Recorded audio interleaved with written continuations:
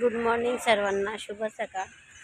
तर आम्ही आलो, आज लेट झालो आम्ही यायला. आज लवकर येतो डेली, पण आज ना उशीर झाला. तर बघा,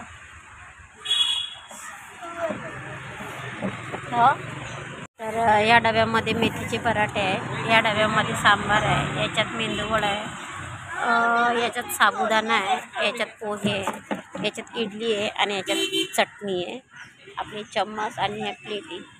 आणि हे ना स्पेशल कावड्यासाठी पाणी असतं बरं का. मी कावड्यासाठी बकेट भरून ठेवते, पण आज ना मोंटूने कमी टाकलं पाणी. तर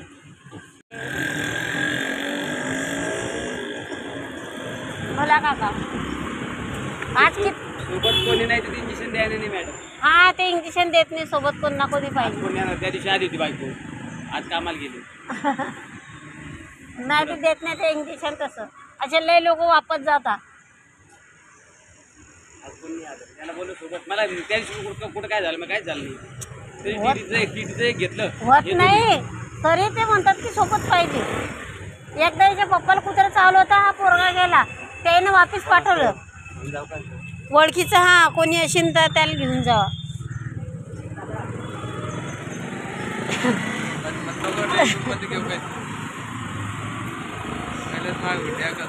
तर माहिती आहे का, ते काकांना ना कुत्रं चावलं मागच्या वेळेस. ते नाश्ता करून गेले होते.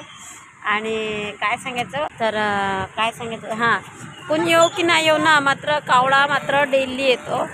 गिराईक लवकर येत नाही, पण कावळांना बरोबर येतो. येऊन गेला कावळा. तसं बकेट नव्हती तर खाली पाणी सांडलेलं ना, तर ते खालचं पाणीच पिला तो बिचारा कावळा. तर काय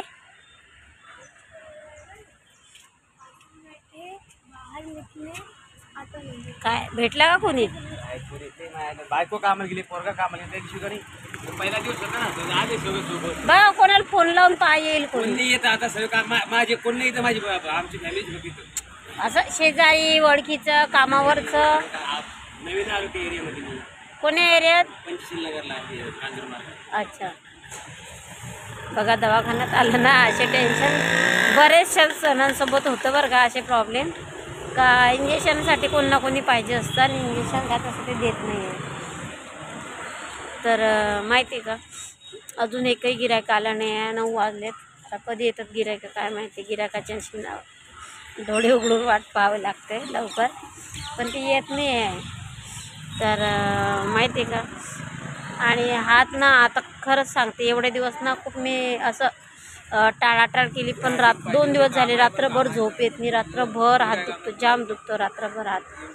इतका दुखतो ना का असा वरच होत नाही आहे. तुम्ही म्हणाल हात दुखतो तर मग नाश्ता कसं काय बनते. तर मी नाश्ता नाही एका हाताने बनवते, सगळं जेवण हाताने मला सगळं येतं. फक्त डाव्या हाताचा प्रॉब्लेम आहे. तेवढं दुखतो ना तरी ते सहन करते आणि आपलं करते. हा, ते होत काहीच नाही काका, पण मग ते पाहिजेच कोणी ना कोणी. तर ना काय सांग, हां, किती दुखलं ना तरी मी टाळाटाळ करते आणि आपलं काम करत राहते. आज 2 दिवस झाले ना अजिबात.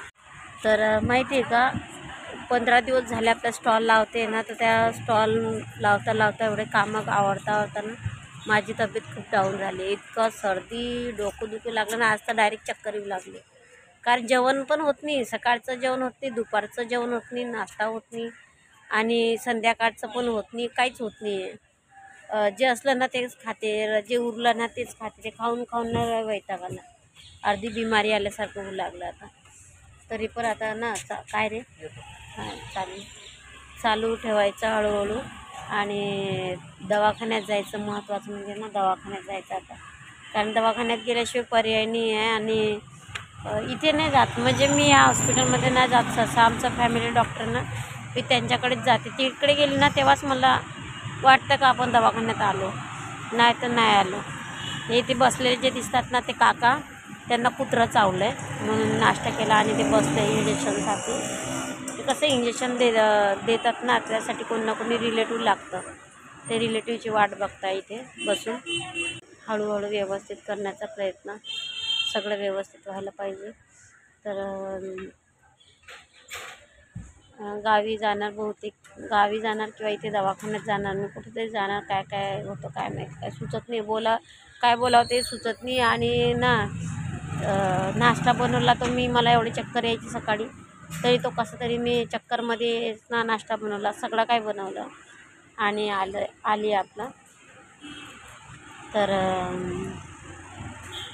पुढे काय काय होतं काय काय नाही होत मी तुमच्यासोबत शेअर करणारच आहे. त्यासाठी चॅनलला कनेक्ट राहा, खूप सारा प्रेम द्या, खूप सारा आशीर्वाद द्या. तर भेटू आपण नेक्स्ट व्हिडिओमध्ये.